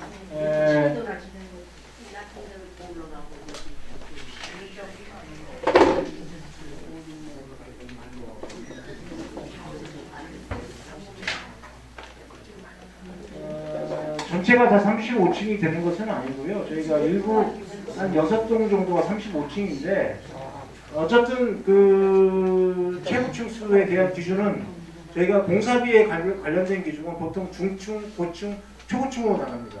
그래서 중층 같은 경우는 15층 내외를 우리가 중층이라고 하고요. 고층이라고 하는 것은 보통 35층까지를 고층이라고 하고 초고층은 45층 이상은 초고층이라고 합니다. 보통 그렇게 구분을 해요.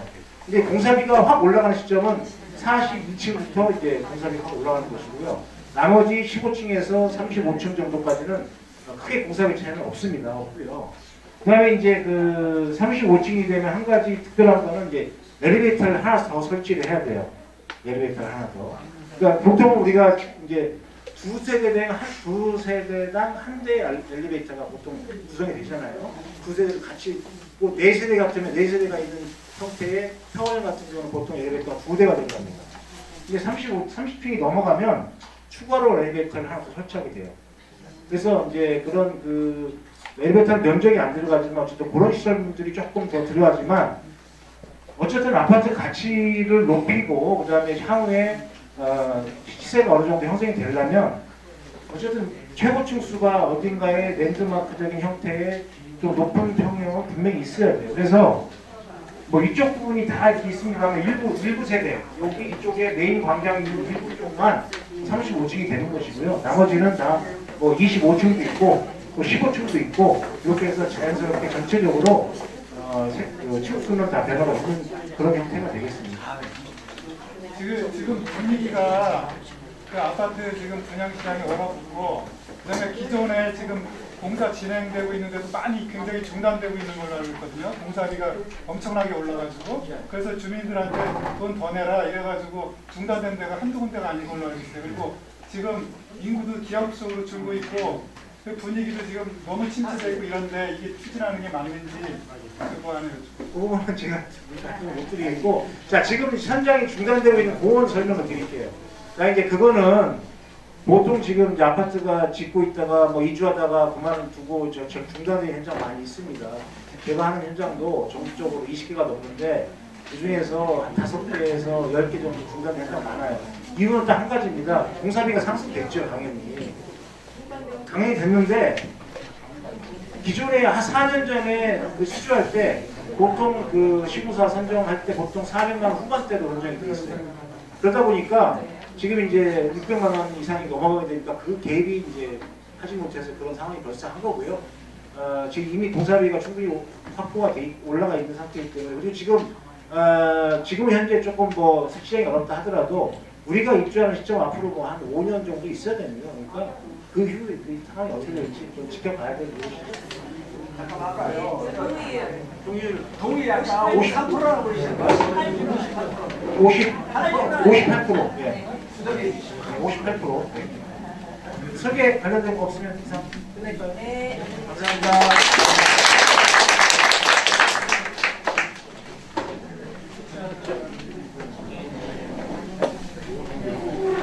예, 감사합니다. 그럼 바로 우리 소유주차분들의 전원평가와 관련된 내용에 대해서 우리 대학감정평가법인의 김진만 평가사님께서 설명 드리도록 하겠습니다. 큰 박수로 맞이해 주시기 바랍니다.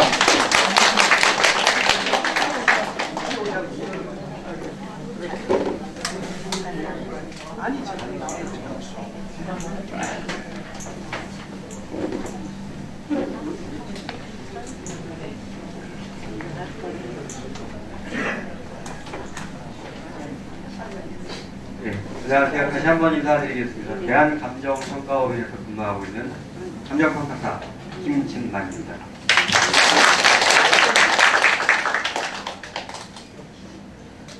이렇게 하다 보니까 제가 정비사업과 관련돼서 설명회를 좀 여러 군데 다녀봤어요. 여러분들께서 궁금해하시는 게 뭔지 잘 알고 있고 이미 긴 시간이 지났으니까 여러분들께서 궁금해하실 만한 것 위주로 설명을 간략하게 해드리도록 하겠습니다. 조금 크게 해주세요. 안 들리시나요? 제가 약간 감기 기운이 있어서 목 상태가 조금 안 좋습니다. 이해해 주시기 바라고요. 아까 이제 어떤 분께서 질문하시기를 지금 정비구역 지정한다고 하는데 그럼 언제쯤 뭐가 되느냐 이 말씀을 하셨고요. 이걸 질문하셨고 요게 여러분들께서 궁금해하시는 평가와도 직접적인 연관이 있기 때문에 사업의 진행 절차와 그때그때 어떤 평가가 있고 어떤 정보가 여러분들에게 주어지는지 그거를 말씀드리고자 합니다. 지금 여기서 추진하고자 하는 사업은 도시및 주거환경 정비법에 따른 재개발 사업입니다. 그리고 지금 현재 하고 있는 건 이 구역 지정을 위한 단계입니다. 이 구역 지정을 받으려고 할 때 동의서를 받을 때도 아마 대략적인 분담금 추산액이 이 정도 된다라는 통지를 받으셨을 거고요. 나중에 추진위원회가 돼서 조합을 설립하려고 할 때 그때도 대략적인 분담금 추산액이라는 걸 받으시게 될 겁니다. 이때 하는 것들은 말 그대로 대략적인 분담금 추산액입니다. 이 대략적이라고 하는 게 어떤 얘기냐면 아까 이제 용적률이 242%가 맞냐 249%가 맞냐 막 이런 걸 질문을 하셨잖아요. 사실 여러분들의 재산권을 직접적으로 정해놓는 종전자산 평가는 언제 하냐면 사업시행인가 1을 기준으로 합니다. 사업시행인가 이후에 평가가 이루어지겠죠. 그리고 이 집이 용적률 몇 %로 몇 평형이 몇 채가 지어질까라고 하는 것도 최종적으로 거의 확정되는 건 이 사업시행 인가 단계입니다. 이 앞에 단계에서 벌어지는 이야기들은 전부 다 앞으로 우리가 이렇게 해볼게라고 하는 목표라고 생각하시면 됩니다. 그래서 지금 여기 단계에서 세대수가 2000세대다, 2500세대다, 1500세대다라고 얘기하는 것들이 사실 그렇게 크게 의미가 있지는 않습니다. 이때 계략적인 분담금 추산액이라고 하는 건 평가사들도 여러분 가가호흡 되게 방문하지 않습니다. 저도 집에서 일을 할 때 계략적인 분담금 많이 작업을 해주는데요. 어떻게 하냐면 책상에 앉아서 공시지가의 2배, 공시지가의 1.5배 그래서 그냥 쫙 긁어버려요. 그러면 여러분들의 권리관계를 규율하게 되는 종전자산 평가금액 자체가 실제 평가할 때랑 요때 평가금액이랑은 통지되는 금액이랑은 매우 차이가 많이 납니다. 그래서 얘는 근데 왜 그럼 이걸 하느냐? 이게 코끼리 장인 만지는 듯이 하는 거일지라도 대충은 알아야 내가 동의하지 않겠냐. 그래서 요걸 보시고 대충이라도 알고 감을 잡으시고 동의 여부를 결정하시라. 그래서 요때 계략적인 분담금을 알려드리는 겁니다. 그러면 과연 요때는 언제쯤 이게 도래하느냐, 이 시기가 도래하느냐. 구역 지정을 받았어요. 추진위원회 만들고 조합 설립인가 갈 때 요게 여러분들이 얼마나 협조적으로 동의를 잘 해주느냐에 따라서 시간이 짧은 데는 6개월, 긴 데는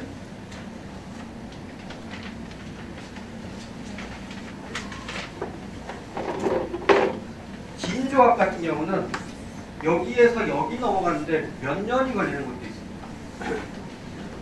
그 다음에 조합 설립 인가를 받았어요.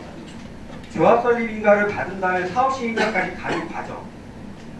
요 과정에서도 아까 말씀하신 것처럼 요즘 경기 안 좋은데 이렇게 말씀하시잖아요.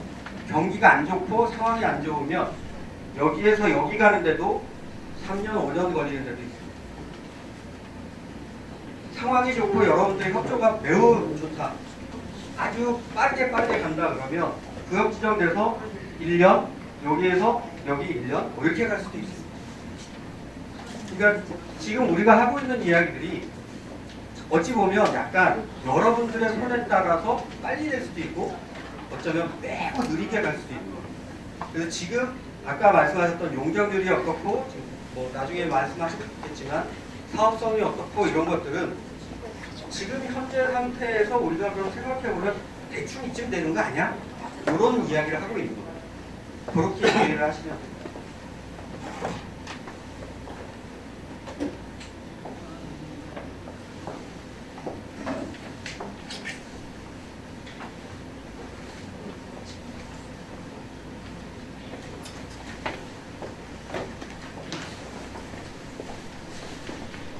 여러분들께서 이제 가장 궁금해하시는 분야죠.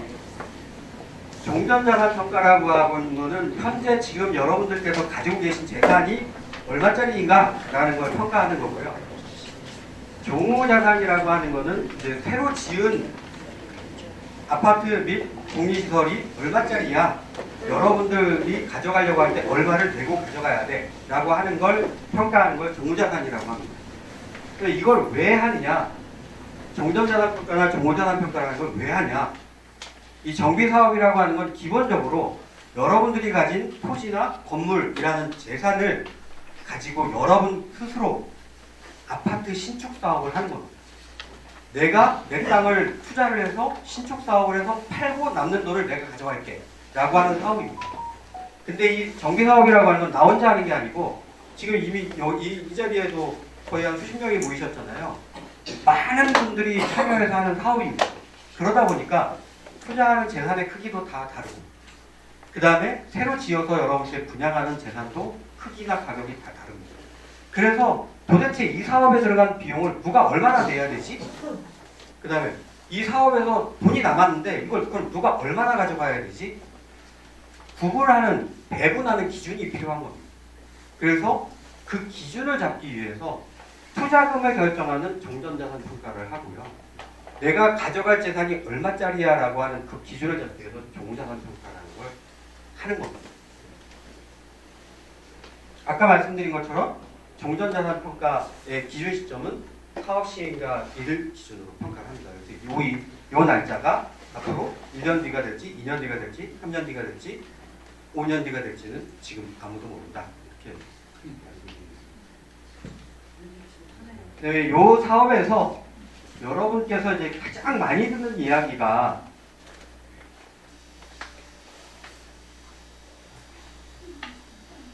토지를 공시지가로 평가를 한다.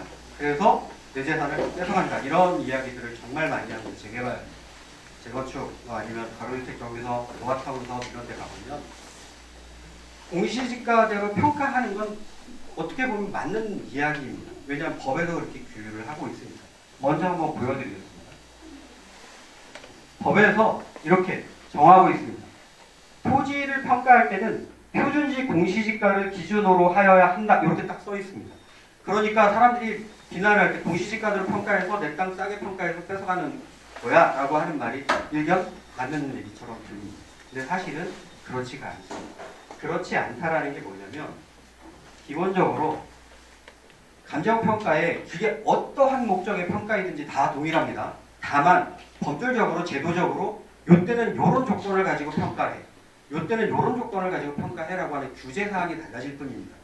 평가의 가장 큰 절대 원칙은 뭐냐면 시장가치를 기준으로 결정한다. 그러면 아까 너 공시지가를 한다고 그랬잖아. 근데 어떻게 시장가치를 기준으로 평가해? 다른 얘기 같죠? 똑같은 얘기가 될 수가 있습니다. 어떻게 똑같은 얘기가 됩니까? 왜냐하면 이 공시지가를 기준으로 평가한다라고 말씀하시는 분들이 딱 이야기 안 하는 부분이 있습니다. 그게 뭐냐면 이 그 밖의 요인 보정이라고 하는 겁니다. 이 그 밖의 요인 보정이 뭐냐면 여러분들 다 아시잖아요. 공시지가랑 실제 거래 가격이랑 차이가 매우 크다라는 거. 그래서 내 재산을 만약에 공시지가대로 해서 보상을 하거나 수용을 하거나 뭐 아니면 뭐 종전자산을 한다거나 그러면 우리나라에서 동의할 사람 아무도 없습니다. 누가 그거 동의하겠어요? 동의한다. 공시지가를 기준으로 시작을 하지만 시장 가치와 시세와 공시지가가 차이가 난다는 걸 너무나 뻔히 알기 때문에 그 차이를 그 밖의 요인이라고 하는 보정치를 넣어서 보정해라라고 조정해라.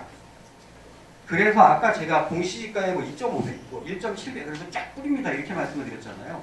그 얘기가 뭐냐면 저희가 계략적인 분담금을 산정할 때 어떻게 하냐면 이 동네 시세가 평균적으로 얼마나 되지? 공시지가는 얼마나 되지? 교차가 얼마나 한 2배쯤 되네? 그러면 공시지가 곱하기 2 해서 종전자산 토지가격입니다. 그럼 다만 실제로 평가할 때는 여러분 가가 후 거의 다 방문하거든요. 조사가 불가능한 집 빼고 불가능한 토지들 빼고 문 열어주는 집은 거의 다 갑니다.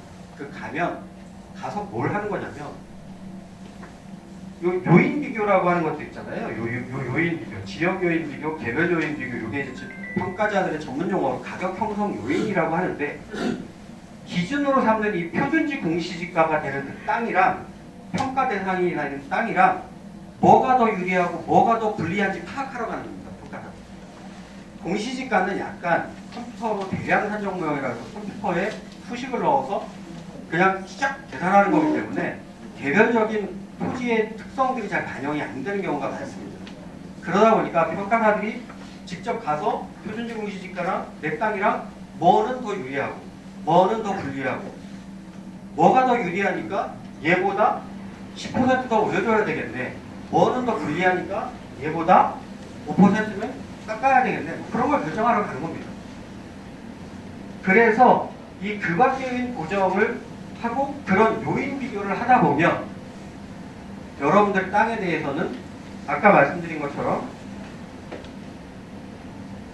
이렇게 시장 가치로 평가가 된다라는 여기서 이제 이 토지에 대한 평가는 이렇게 말씀드리면 이제 어느 정도 오해는 없으실 거라고 보고요. 가장 여러분들이 혼란스러워하시는 게 이겁니다.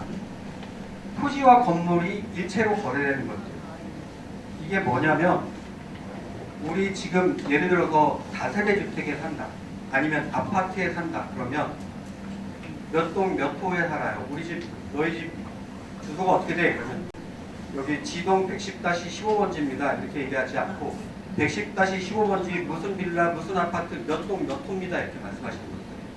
상가도 그런 것도 있습니다. 어느 건물에 몇 호야 이렇게 말씀하시죠. 대부분 이제 그런 식으로 불리는 것들인데요. 얘는 특성이 뭐냐면 요거 먼저 보여드릴게요.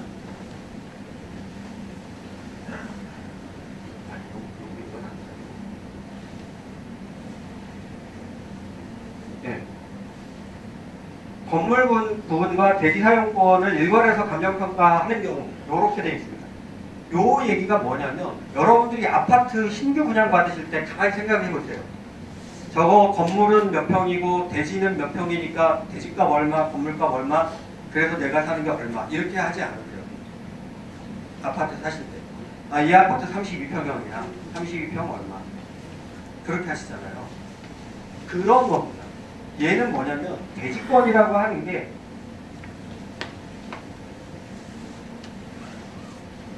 대지권이라고 하는 게 별도로 거래되는 게 아니고 내 집 전유 부분의 처분에 따르는 겁니다.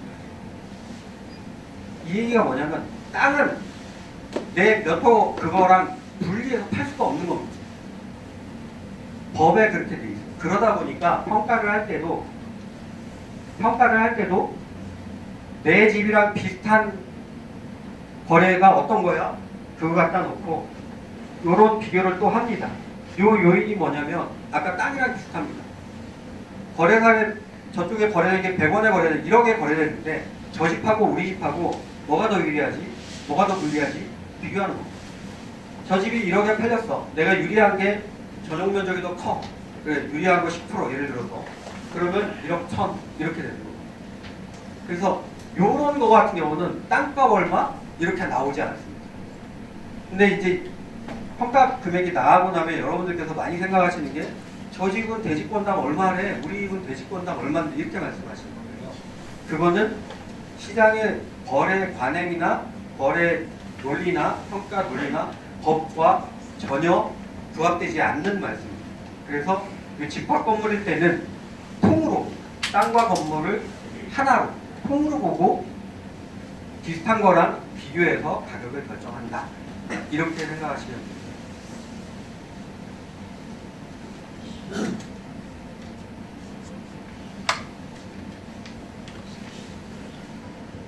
이게 이제 요것도 그냥 참고삼아 한번 말씀을 드리면 비례율이라는 개념을 아마 설명을 하실 텐데 이거 말고 이걸로 그냥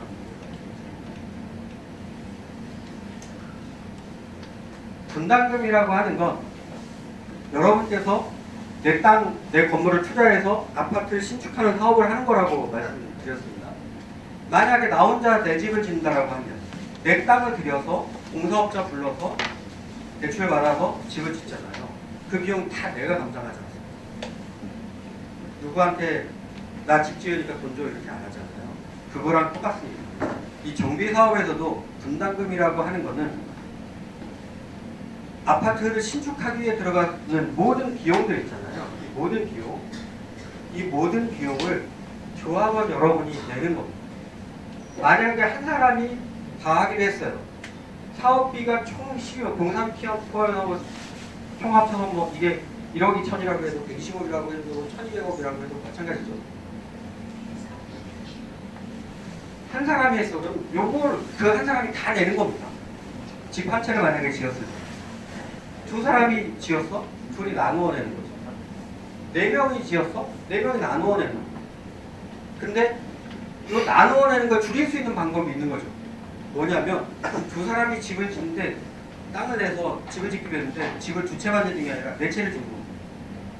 네 채를 지으면 한 채 한 채는 우리 둘이 하나씩 가져가자. 나머지 두 채를 파는 거죠. 외국에 파는데 내가 12만 원 들여서 지었는데 남한테 팔 때 그 공사하느라고 얼마나 고생 많으십니까? 여러분도 앞으로 고생 많이 하실 겁니다. 할 때 내가 드리는 원가에 내 수고비, 내 고생한 값 얹어서 팔아야 되잖아요. 그죠? 그 남는 돈을 두 분이 나눠 가져서 분담금을 줄이는 거. 이렇게 빼기에. 여기에 보면 분담금에 종전자산 규모의 크기, 조합원 분양가의 크기라는 숫자가 그림이 없습니다. 그죠? 물론 얘는 이제 한 사람이 사업했거나 딱 정해 똑같은 재산을 가진 사람이 몇 사람이 모여서 하는 걸 가정해서 이렇게 단순화해서 보는 거지만 복잡하게 확장을 하더라도 여러분의 재산 규모에 따라서 크기에 따라서 분담금의 규모가 서로 달라질 수는 있지만 기본 원리는 똑같다. 그래서 분담금을 줄일 수 있는 방법은 일반에게 매각하는 개수가 얼마냐, 몇 개나 되느냐, 그리고 얼마나 좋은 가격에 매각할 수 있느냐입니다. 여러분의 종전자산 평가 금액을 얼마나 높게 받느냐, 아니면 조합원 분양가를 얼마나 싸게 받느냐가 아니라는 거예요. 그 점은 이해하고 가시면 좋을 것 같아요. 그럼 이런 말씀을 드렸더니 야, 나 돈 벌려고 사업하는 건데 돈은 도대체 어디서 버는 거야? 이렇게 말씀하시는 분들이 계셔서 그거 마지막으로 설명드립니다. 이게 이제 정상적으로 잘 작동하고 있는 시장일 때 이런 그림들이 나오는 거예요. 뭐냐면 여러분들 이미 경험하신 분들도 계실 겁니다. 그리고 주변에서 들으신 분들도 계실 겁니다. 정비사업을 하는데 라고 하는 순간 그때부터 요즘 같은 좀 특수한 상황이 아니라고 하면 투자자들이 몰려들어오기 시작합니다. 몰려들어오기 시작하면 원래 정비사업을 하기 전에 요만큼의 가격이었던 게 정비사업인데 사업기대 프리미엄이 여기 있습니다.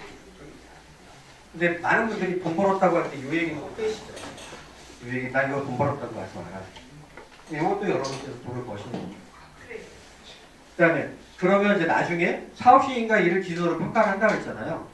그 사업기대 프리미엄이 사업시행과 조합 설립하거나 사업시행과 하는 그 과정까지 쭉 형성이 돼서 종전자산 평가할 때는 요 사업기대 프리미엄이 거의 얹어진 상태로 합니다. 그러니까 요게 내가 원래 1억짜리를 들고 있었지만 사업기대 프리미엄으로 종전자산 2억을 평가를 받거나 2억 5천을 평가를 받거나 3억을 평가를 받거나 그럴 수 있는 일이 벌어지는 거죠. 그 다음에 또 잘 아시는 게 이거죠. 일반 분양가하고 조합 분양가 차이. 얘는 일반 분양가라고 하는 건 기본적으로 주변의 시세라고 보시면 됩니다. 신축 아파트의 시세가 얼마냐라고 하시면 보면 일반 분양할 때 분양성을 높이기 위해서 보통 일반 상승장에서는 인근 시세보다 약간 높은 가격에 분양을 하고 시장 상황이 안 좋으면 일반 시장가보다 약간 낮은 가격에 분양을 하고 그러거든요. 일반 분양가라고 하는 그 차이입니다. 조합원 분양가는 그럼 뭐냐? 아까 말씀드렸던 것처럼 여기 사업에 녹아 들어가 있는 총 투입원가 얼마인데 그걸 조합원 n분의 1로 나눈 가격인 거거든요. 사업성이 진짜로 안 좋은 데는 이 조합원 분양가가 일반 분양가에 붙습니다. 거의 똑같아지는 거죠. 근데 사업성이 좋으면 좋을수록 우리가 지금 흔히 사업성이 좋아하는 비례율이 얼마야라는 얘기를 많이 하는데 비례율이 좋으면 좋은 거죠. 아주 단순하게 딱 하나로 표현하는 숫자가 비례율이니까. 근데 비례율을 보실 때 이것도 보실 필요가 있습니다. 얘랑 차이는 얼마나 뒀는데 비례율이 저 정도 나왔어? 이렇게 한번 보셔야 돼요. 얘랑 딱 붙어있는데 비례율이 100이야. 그러면 그 사업성 좋다라고 할 수 있어요. 얘랑 딱 붙어서 비례율이 110이야. 그래도 사업성 좋다라고 말할 수 없는 이렇게 얘기했어요. 얘랑 차이가 얼마나 나냐. 이 얘기가 뭐냐면 아까 말씀드린 얘는 여기 총 사업 원가가 일반 총 매각가 대비 얼마나 낮으냐라는 얘기입니다. 어쨌든 이 차이가 여러분의 수익으로 들어가는 거죠. 그 차이. 그 다음에 정비사업의 마지막 하이라이트라고 할 수 있어요. 다 짓고 나면 요즘에 얼죽신이라는 신주어가 생겼잖아요. 얼어 죽어도 신축 아파트라고. 다 지어놓고 나면 시장 상황이 안 좋을 때 분양을 받고 입주를 했을지라도 나중에 보니까 다 좋더라. 이게 우리나라 그동안의 아파트 시장의 역사입니다. 아까 어떤 분이 그 말씀을 하셨고 미래가 어떻게 합니까? 이 말씀을 드렸죠. 참고 한번 말씀드리자면 제가 했던 사업장 중에 서울의 어떤 사업장은 2007년에 요거를 했어요. 동년자산. 근데 그때 국제적인 금융위기였어서 시장이 확 죽었잖아요. 2007년에 죽어서 언제 다시 시작했냐면 2018년에 다시 시작했어요. 2018년에 다시 시작해서 제가 2021년에 이 조합 분양까지 평가를 했어요. 2007년에 종전자산 평가하고 2018년에 조합원 분양가 평가. 그 후에 22년 봄까지 시장 상황이 매우 좋았잖아요. 일반 분양했습니다. 그분들은 10년 세월을 마음고생하신 거 그렇게 고생 받으셨어요. 실제로 여기도 똑같이 된다라는 말씀은 못 드리죠. 시장 상황을, 미래를 아무도 예측할 수가 없습니다. 근데 다만 우리는 그냥 희망을 갖고 살아가고 있지. 이 정도로 평가와 정사업에 대해서 설명을 마치도록 하겠습니다.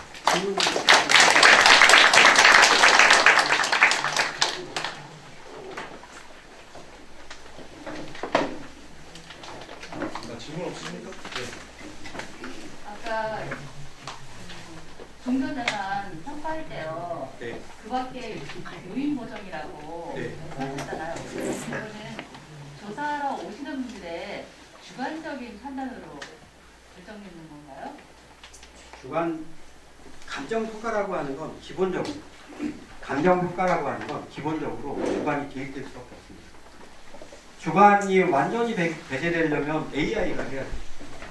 근데 이 부동산 거래 특성상 그 옛날에 한국감정원이라고 하고 지금 부동산 원이라고 하는 거죠. 거기가 평가사들을 좀 안 쓰고 어떻게 해볼 수 없을까 그래서 통계 모형, AI 통계 모형을 그 자동 가치 산정 모형이라고 해가지고 그걸 연구한 지 10년이 넘었어요. 10년이 넘었는데 통계적으로 야 이거 도저히 못하겠다. 정확하지가 않다. 그래서 지금도 다 평가사들이 합니다. 근데 그래서 평가에는 주관적인 요소가 들어갈 수밖에 없는데 다만 주관적인 요소가 들어가서 평가를 할지라도 절대적인 원칙, 예를 벗어나지 않습니다. 예를 벗어나지 않는다는 얘기는 뭐냐면 평가사들이 이제 거래라고 하는 게 그렇잖아요. 진짜 뭐 그러면 10,000원 근처에서 쭉 거래가 이루어지면 주관이라는 게 개입될 여지가 거의 없습니다. 근데 어떤 건 15,000원에 거래되고 어떤 건 8,000원에 거래되고 어떤 건 12,000원에 거래되고 그것도 이쪽 저쪽에서 거래되고 어떤 건 1년 전에 15,000원 뭐 이런 겁니다. 그러다 보니까 평가자가 이 시장 가치를 판단할 때 그동안에 그 사람이 쌓아왔던 평가의 노하우나 아니면 어떤 전문적인 지식을 가지고 15,000원이 시장 가치다 라고 판단하느냐 아니면 12,000원이 시장 가치라고 판단하느냐 아니면 10,000원이라고 제가 말씀드렸는데 10,000원이 시장 가치라고 판단하느냐에 따라서 이 그 밖의 요인 고정치는 그 밖의 요인 고정치는 달라질 수 있습니다. 달라질 수 있는데 아까 말씀드리다가 지나가는 것 중에 하나가 기대율과 사업성 부분에서 이런 종전자산 평가 수준과 조합원 분담금이라는 이 정비사업에 종전자산 평가는 여러분들의 상대적인 옆에 계신 분과 내 재산이 누가 더 커 이걸 비교하는 평가이거든요. 절대적인 수준이 중요한 게 아닙니다. 10,000원으로 하든 20,000원으로 하든 30,000원으로 하든 나 혼자만의 걸 봤을 때는 큰 의미가 없다는 거죠. 왜 그런지 보여드릴게요. 기대율을 통해서 사업비와 수익을 배분하게 되는데 여러분들께요. 일단 종전자산을 400원, 500원, 600원, 100원씩 올려서 한번 평가를 해보자 라는 거죠. 근데 사업비는 동일한 사업 규모를 가지고 사업을 하다 보니까 600원씩 똑같이 들어갔습니다. 그래서 여기에 조합원 분양가나 이런 거를 뿌려야 될 총 사업비는 더하니까 1,000원, 1,100원, 1,200원이 됐습니다. 근데 조합원 분양가라고 하는 건 아까도 말씀드렸지만 여기에 녹아든 총 사업비를 조합원분들이 n분의 1로 한 거니까 요걸 다 커버할 수 있는 금액 1,200원이라고 고정을 시켜놔보면 비례율을 계산해 보면 종전자산을 400원으로 내렸더니 비례율이 150%가 나와요. 종전자산을 600원이라고 평가를 했더니 비례율이 100으로 떨어집니다. 결국 권리가액은 종전자산 곱하기 비례율 그래서 600원, 600원, 600원 똑같아졌어요. 그랬더니 분담금도 600원, 600원, 600원 똑같아요. 내 재산을 400원으로 평가했을 때랑 내 재산을 600원으로 평가했을 때랑 나의 재산 가치에는 변동이 없더라. 변동이 없더라. 그래서 법원에서도 이 종전자산 평가 관련해서 많은 소송이 있었는데 가격 수준을 400원으로 했는 게 맞냐, 600원으로 한 게 맞냐 이거 가지고는 다툴 필요가 없다. 입니다. 그러니까 여러분께서 종전자산 평가 금액 수준이 이렇게 높은 게 유리하냐 적은 게 불리하냐라는 건 생각하실 필요가 사실은 없는 얘기예요. 다만 평가자들이 평가를 할 때는 만약에 얘가 시장 가치라면 얘로 평가를 할 거고요. 얘가 시장 가치라고 판단이 된다면 얘로 평가를 할 거다. 이렇게 이해하고 계시면 된다. 그렇게 말씀드리겠습니다. 어렵게 참석해 주신 우리 설계사님, 그래 도시계획위원회, 안전관님, 자 모두 박수 한번 쳐주세요. 수고하셨습니다. 1시간까지 고맙습니다. 감사합니다.